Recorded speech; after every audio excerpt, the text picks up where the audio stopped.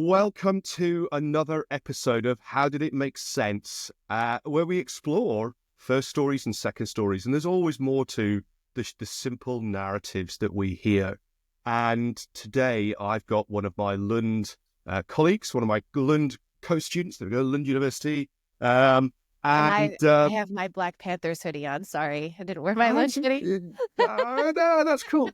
And so it's a little while since we spoke. Probably this summer, actually, in June when we were graduating. And that bit about, make sure you're not the smartest person in the room. I'm not the smartest person in the room. And it's really cool to have you on here, Colette. That's such a lie. You were always the one. No, I remember coming home from our first learning lab and telling my husband, so there's this guy and he's already done all the reading somehow. And I was talking about you. I was like, he just knows everything, and I feel like I don't know anything, and I'm so behind. Anyway. Not at all. And it's really cool. And actually, the diverse experience that we all have. And when you talk about sort of political science and being a cellist and all of the stuff that's there. So Colette, tell people who you are, how you got to where you are, and what do you do, and where people can find you in the real world or in the digital space if they want to get hold of you. Yeah, so I'm Colette Alexander, and I am a director of engineering at a company called HashiCorp that does cloud and enterprise software, basically automation for software stuff. And I work with SREs, so I'm the director of site reliability engineering at HashiCorp. SRE is like a subset of specialty in the software world that kind of focuses on reliability and safety in software. I went to Lund recently and graduated in your cohort. Before I've been working in tech for like 13 years. Before that, I was a cellist in rock bands, which means I have like a non-traditional background in terms of like people in the tech world. And I sort of became obsessed with safety while I was working at a company called Spotify. I became obsessed with like the safety world, the resilience engineering world is often how we refer to it. And I have a podcast as well. It's called This Is Fine, and you can find it at thisisfinepod.com. We're on all of the podcast places through that. And I'm so excited to be here. Oh, sound enthusiastic about it, Colette. I'm so excited. I am excited to be here. I feel a little bit like it's a quiz. But I feel I'm like, did I prepare enough? I think I'm prepared. So.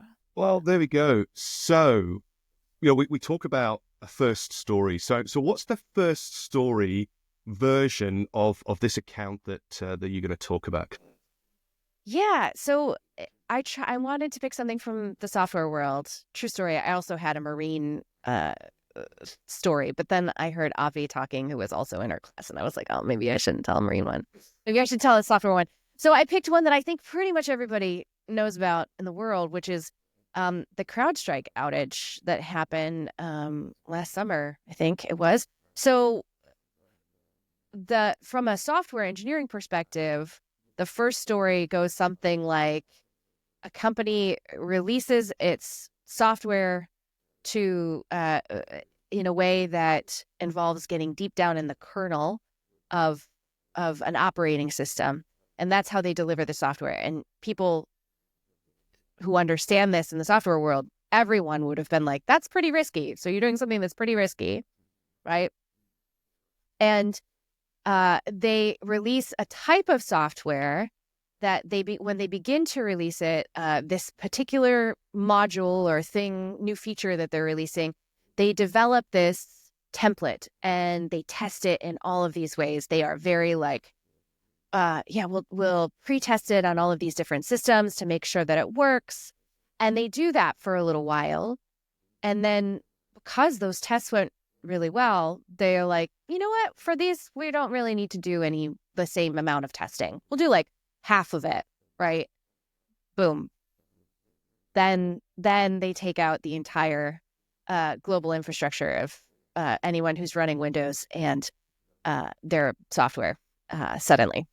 So is that a good explanation of the first story? Yeah. Yeah, so how I would sort of interpret that as sort of Joe Public is, software company shortcuts its testing process because it believes that actually the previous bits work okay. And the little gremlins snuck through the bit that you didn't test. Yeah. And as a consequence, it collapses and people can really easily turn around and go, well, why didn't you just follow the full process?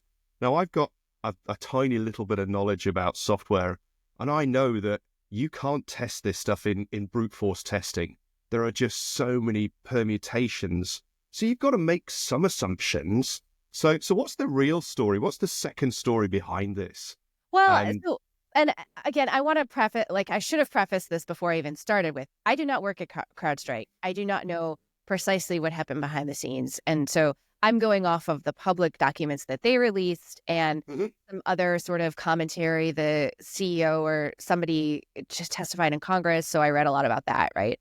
Um, I think what's important to understand, right, is this is a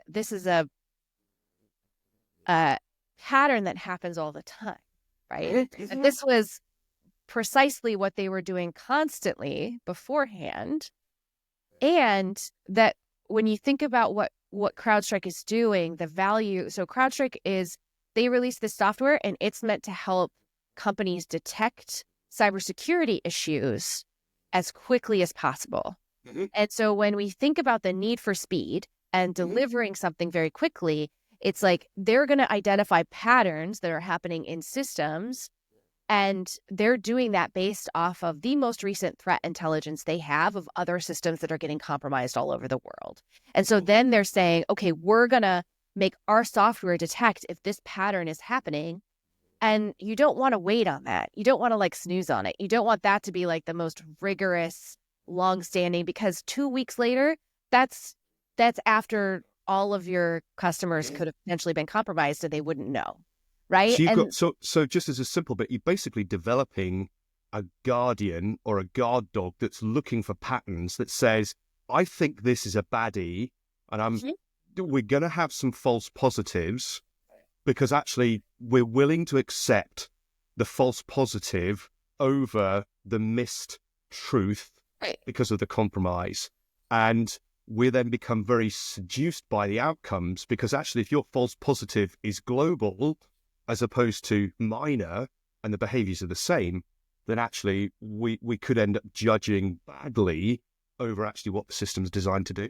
well, and they're not delivering value to their customers if they're not moving quickly. Is I think their point, right? And so they're constantly developing these patterns, these things, and they're releasing them. They're rigorously testing them at first, and then they might let the guardrails down a little bit because they're trying to iterate and deliver that value quicker, right? Now, of So there's course, like a trade-off between efficiency and thoroughness then. a little bit, Right. yeah. But it's also, and this is what to bring it back to our learn times, it's a lot like the Challenger explosion in that, like, it involves something called the normalization of deviance. The work as we do it just sort of becomes the work over time. And it's the acceptable thing culturally to do this thing because of the values that the company holds at the time and the sort of value it's delivering for the company at the time. In the case of the Challenger explosion, right, there was O-ring degradation constantly when the shuttles were coming back. And so, while a lot of people thought, oh, the engineers like tried to stop it, it's like actually they didn't know. And they were constantly accepting that O-ring degradation over time. And it just became a thing where they were like, well, this is always like this. We've accepted this We shift the degradation risk constantly, criteria. right? Yeah. We've constantly been living with this risk. And so why would we assume? And speaking of which, the pressures on the shuttle program at the time were, we need successful launches. We need to put people, like, the value that was sort of the pressure of production that was being placed on them was encouraging that accepting of that risk, right? And so when you think about what's really happening in people's heads, it's not some kind of like, oh, I'm going to totally ignore this huge warning signal flashing bright red in my eyes. It's more like, this is what we do. This is like Yeah. our job, you know? Yeah, that's my, No, my it's really cool. I mean, so this week I was doing some work with the Royal National Lifeboat Institute, and we were just talking about tipping points between what's acceptable or not. And it's that bit of and this idea we talk about risk as a loss, but risk has always got a positive. So you sit there and go, let's potentially change the language. What's our risk appetite? And I've said to them, why don't you change your language and say, what's your loss appetite? How, just shifting it that way, because you're already looking at the reward side. What's the value that comes out of this? And because we don't have things go wrong very often, and they don't have catastrophic outcomes, we have little blips and we can recover those, that sort of resilience that's there, then we don't realize the enormity of the gambles that we're playing with, because they don't happen. So what's a bit more about the background behind this sort of the CrowdStrike event into sort of your readings and that? So I think, there's also this piece of like the way that CrowdStrike, a lot of the uproar after the fact, after this outage happened in the tech community, was you shouldn't be running anything in the kernel of your systems. Like, that's just a bad idea. And duh. Like, it's one of those things where sometimes the hindsight bias is just so apparent, but it's also like, yes, but there's also this case of like cybersecurity is such a huge problem, and there are only so many ways to detect what's going on, and this is one of the best ways. Like, there's a reason that CrowdStrike decided to build their systems the way that they did, right? I also so local rationality, not just at the sharp end, but at the organizational end as well. And just in terms of, I mean, I would consider whoever made choices to architect their products also to be at the sharp end, by the way. To me, yes. To me, in the software industry, the blunt end is executives, right? It's me. Yes. Actually, I'm a director of engineering. I consider myself maybe in like somewhere in closer to the blunt end than the sharp end, but not totally at the blunt end. There's always a sharp end wherever you are in the system. Right. And exactly. I mean, the blunt end folks who are making decisions still have their fiduciary responsibilities, or their responsibilities to shareholders. Like, ultimately, we're all the root cause of all things is capitalism, Gareth. We've been through this before. It's the least worst outcome or the least worst possible bit that's there, and so I think ultimately the decisions that people are making on the ground when it comes to how thoroughly and rigorously are we going to test, these are things that are often calculated and recalculated. I'm speaking from my own observation, right? The rigorousness of testing harnesses and testing systems is 100% determined by the resources available to the people, whether that's time or money, and also the emphasis on like just speedy delivery to like your product value, right? And in software, we just, as a culture, this is across the board. This is not just CrowdStrike. Everybody in software, pretty much in like modern software development world, values pushing things to production as quickly as possible.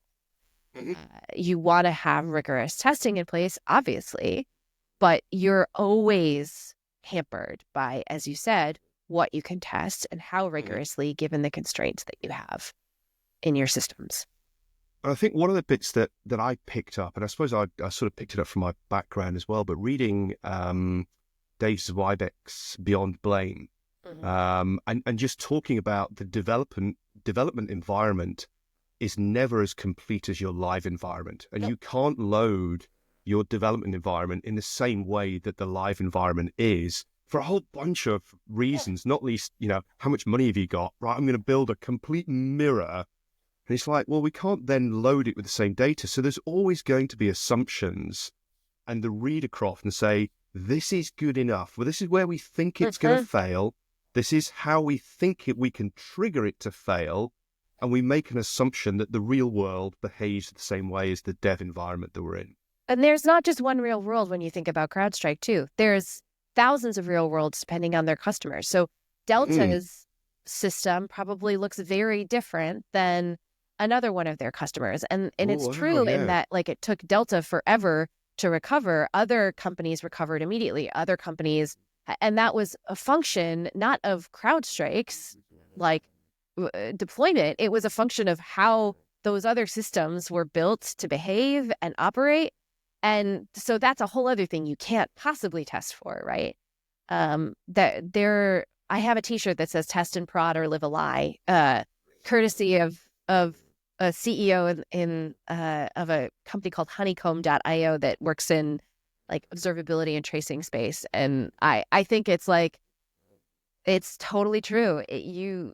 To some degree, you can't know. And we've developed all sorts of concepts and ways to grapple with that, to manage that. Some of what CrowdStrike said they were doing at the end was around canarying their releases. So is it like this sort of canary in the mine type thing? Releases, yeah. So what you do in our case, right, where I'm at, we would release just to like a small subset of what our production systems are and kind of see how things behave, look at the metrics and the stuff that we can see, and then experimentation, slowly, hypothesis, and fail safes. Yeah. But in CrowdStrike's case, again, I think because they don't know what all their they can't possibly mirror all of their customers' systems, right? They're going to put up the best version of a system probably that they can put together that mirrors enough of the characteristics, and then they would run it there before they would run it, or they might run it to some customers that have sort of less infrastructure or business critical things first before, and do like a slow roll out to some of their systems before they roll everything out at once, right? So that's one of the mitigations that they talked about doing afterwards. But even then, you're still, some things only behave a certain way when they reach a certain scale in production. And so canaries won't help you there. It's really interesting, this sort of discussion piece then of, the layperson's view of, hey, we just roll out software and we just stick it on computers and it works.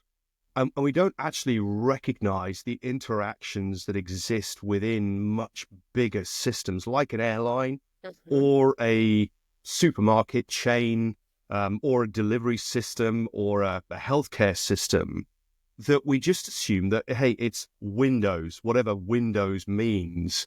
And it's a software build. Off you go. Or it's a software platform. But just thinking about all of the stuff that bolts into that and the maturity levels and the calls that need to happen to get stuff in and out, it sort of really boggles the mind as to, it's quite amazing that it works as well as it does. I mean, any engineer in the modern day software world will tell you it's a miracle anything works at all on the internet. So, and I second that. And the miracle really is not, it's people. It's the folks who are working hard to keep that, like make that the case constantly, right?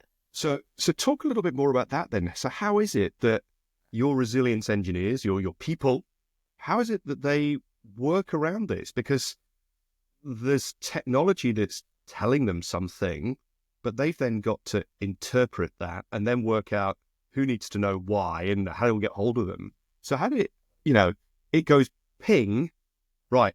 How do you deal with that as a company?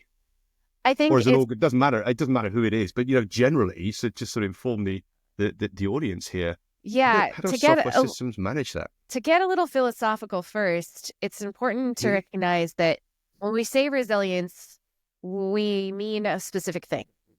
So robustness is something that you can build into a system that you can plan for ahead of time. It's sort of looking at the problems that you see and saying, you know what, we're heading into the holidays. We're going to build in the ability for us to scale the capacity of our systems to manage our holiday traffic, right? That would be making your system more robust to holiday traffic. Resilience is we don't know what could happen to sort of take things down or make things difficult to understand. How do you generate resilience in your systems? You create adaptive capacity in your systems, and the only adaptive capacity that exists is humans. So machines are never going to have adaptive capacity. Like, that's not a thing that they can do. Is that because of creativity and imagination?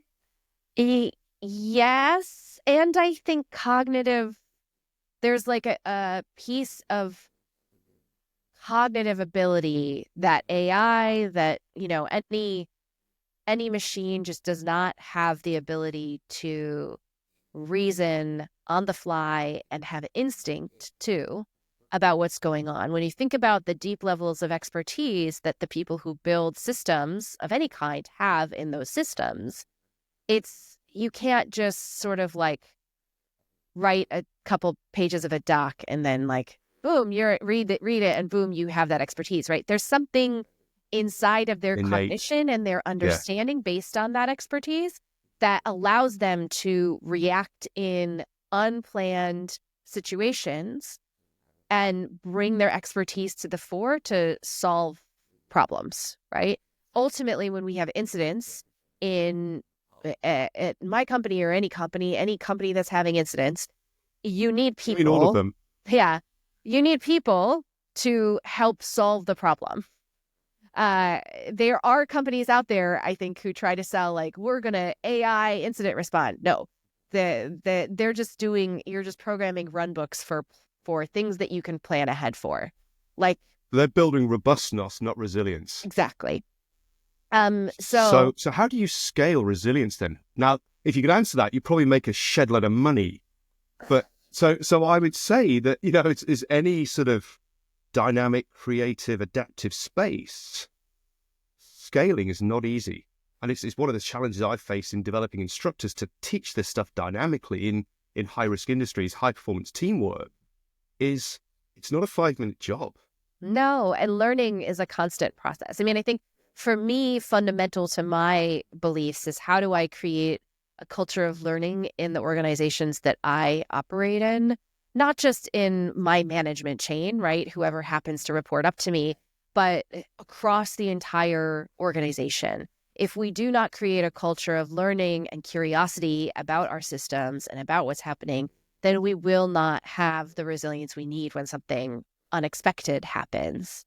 And so that is to me like the first strategy that I, try to underpin whenever I arrive in any organization. So I'm going to do a smokes on you. What does learning mean? I know, right?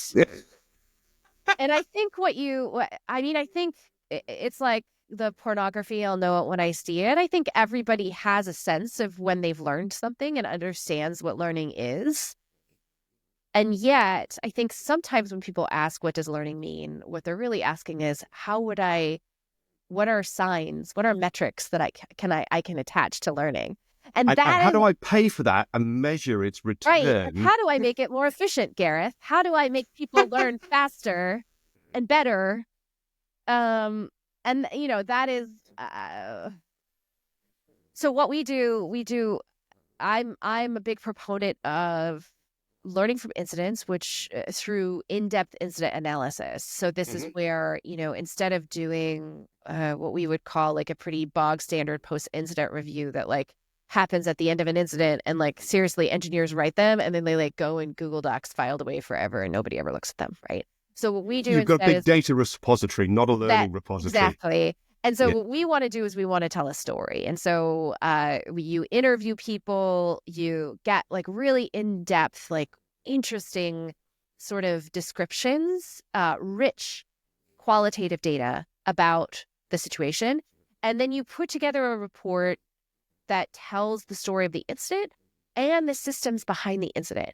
Because, and let me tell you this, like engineers love nothing more. It's like a little bit like rubbernecking at a car accident, but like we love reading incident reports. I was just reading the CrowdStrike incident report again today to like refresh my memory before I came on. It's compelling. It's compelling. You're like, because you like know, it's like watching a horror movie. So is it compelling because can happen? But I So I don't think I that, don't know. I yeah, don't know why. But if you can embed learning about your systems in that report, so like knowledge, like deep expertise. So you're interviewing the experts in those systems. You're putting some of that expertise as much as you can in that story so that anybody reading it will suddenly know way more about the systems they operate in and around every day. That's a good tactic, I think. cool. So one of the bits that came out of my research was about the storytelling piece and the skill that goes into asking the right questions and knowing how to tell the story. So when you were talking just there, I was thinking there's push learning and pull learning. You know, you push stuff from the organization, learn this, you have to learn it. But actually what you've just described is people want to pull learning. And that means there's an innate piece that says, I know that I have gaps in my knowledge, and the only way I can learn and fill those gaps, and I'm not going to fill them all, is go and find somebody else and learn from them. So do you recruit for learning approach as organizations? So you've got technical skills, you can do the codey stuff, you know, pilots uppy downy, lefty righty type stuff. But, you know, do you have a criteria or something that says we're going to recruit people who want to learn? I prefer to assume that everybody wants to learn. And Okay. with the understanding that not everybody, like, it's okay if not everybody wants to learn. I would rather create such a strong learning culture that they self opt out of it if they're really like Yeah, not yeah, into it, yeah. right? Go somewhere else is fine. Um, I think I do have to recruit in my SRE sort of orgs. I do have to recruit people who are okay with generating that culture as much as I am. And Yeah, I yeah. do think that that is really important because it's one thing to want to learn. It's another thing, especially for engineers, software engineers. I think they're taught very frequently and pressured a lot, even by society. Like Amazon just released this thing the other day that was like, oh, did you know that most engineers only spend an hour coding and the rest is all wasted? Like they sort of insinuated it was all wasted time. And it's like, That's a, and with the, okay, so also this was a sales pitch for AI. So yeah, fair, right? You're like, we yeah. want to make your life more efficient, but it's like, okay, but that's also ridiculous. And I would recruit the people who know that that's a ridiculous statement, right? That Yeah. that it's your value as an engineer is partly coding. So I Mhm. only recruit people who can build software, but I recruit people who understand that the hardest part about building software isn't you're typing on a keyboard. It is all of the other stuff around it.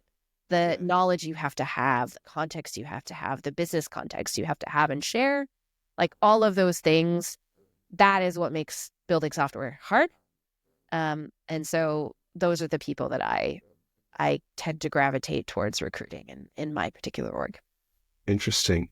What you just said there just reminds me of a blog from John Flack talking about abstraction. And it's one of the things that I spend a lot of time trying to explain to people why a depth of knowledge is needed around a topic is because you can then look at a scene, abstract it up to whatever theory or concept, and then take it down somewhere else. And day before, I was doing some stuff, I say, with the RNLI, and we were talking about single, double loop, triple loop learning, of going further back into the system. And one of my instructors said, well, what does that look like in a workshop? I get that theoretically, but what does it look like? And I said, well, the simulation tool we use, it's got a simple bit that we move batteries from one part of the spacecraft to another. And there's time delays, the interface sucks, there's no indication of what's going on. I mean, it's really, really well, badly designed, you know, sort of counterintuitively. It's a really sucky human interface, machine interface, intentionally. And so I said, you know, the first loop learning would be better, pay more attention, make sure you communicate. Second loop might be, let's put some indicators to tell you there's a battery in the shaft and it's moving. Let's teach people about closed loop communications. Right, I'm sending the battery. Is it clear? Yes. Battery's in transit. It's arrived. It's now clear. So that would be the double loop. Triple loop is start from scratch and rebuild the interface. And so it's that, and I'd never really considered that until Andrea said, "What do you mean by this?" And it's like, all right, here we go. But I would never have thought about promoting that as an answer, or as something that's out there. And I think there's that bit that you can take ideas, and that's why I was talking about creativity. It's that, and that abstraction is, if you understand the base level how a system generally works, then you can nuance it, theory, and then come back down again. I think, what you're saying about your learning people, the knowledge that they're capturing and developing from learning lots of other things, Yep. then applies in here. So how does music, so just on that then, different bit, how does music apply to your work? I wish it applied more. I played a show last Friday. I just improvised for a friend at her studio space. I think for me, music really applies to my job as a manager and in sort of management and leadership, in that my work for most of my 20s, I played in rock bands. And when you're in a band, everybody has a role. When you're on tour, everybody has a job to do. Often we have multiple jobs to do. And you need to be able to, there's this thing about loving the people that you work with when you're on stage, and being willing to show up and kind of generate enough safety to play well together. You cannot play well if you do not have safety. Safety with each other, right? Because if you're constantly afraid that somebody's going to bite your head off for making a mistake, then you're just going to be constantly overly tense. You need all of your cognitive capacity to play.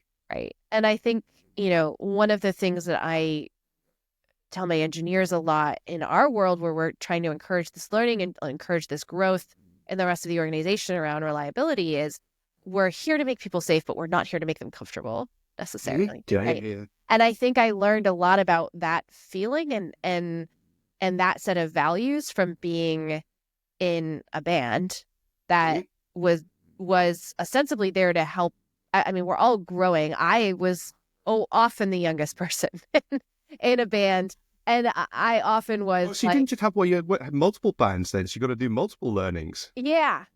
Every band is it's like living a new life. It's like going to a different summer camp. Every tour. And I would even say, every tour is different, right? Every tour has a different vibe. So I think there's that, and the level of responsibility and care you have for people. And I, again, also had to learn that somewhat the hard way. I'm sure I wasn't always the easiest person to be on tour with. Like anybody, you always have tough times, or it's hard to be away, or it's hard to adjust to new environments and new people.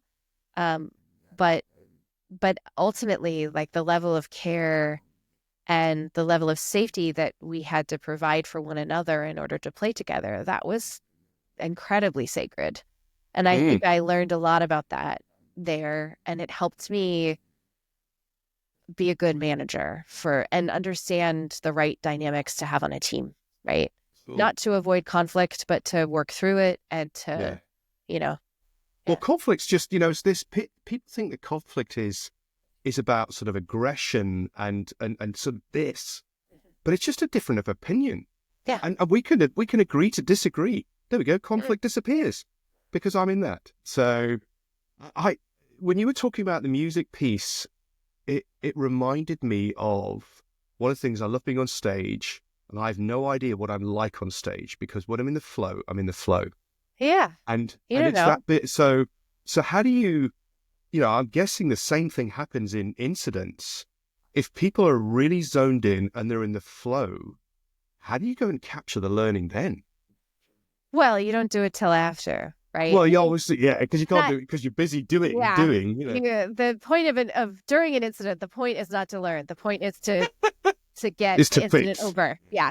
And I think, but I also think that that deep flow and providing that ability for engineers to be in flow is part of the job of my teams as well. So one of my teams does incident response, like helps with incident response. So they basically do incident command for incidents, which means Okay. that Oh, cool. there Yeah. are always like other teams involved in an incident if their stuff is broken.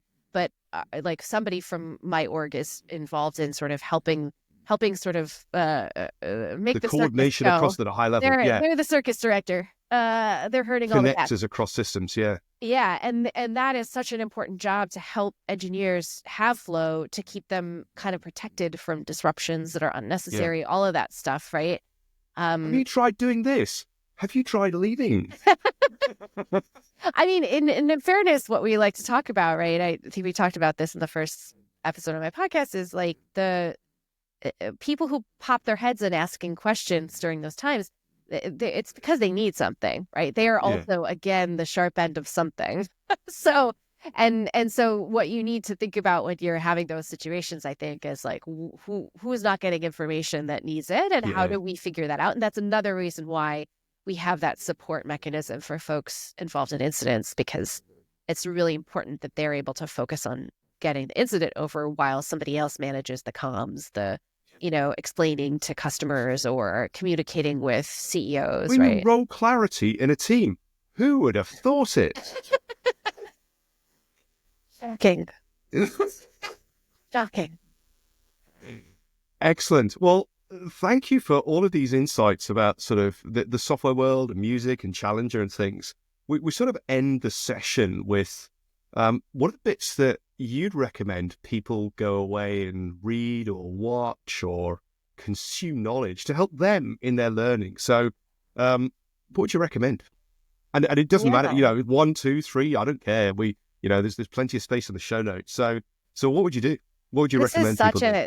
So I think if you're interested in safety, or you're involved in safety, but not in this, you aren't familiar with the software world, but you're curious, I recommend going to read how.complexsystems.fail, which was written by Richard Cook, and is a sort of fundamental, it's a beautiful...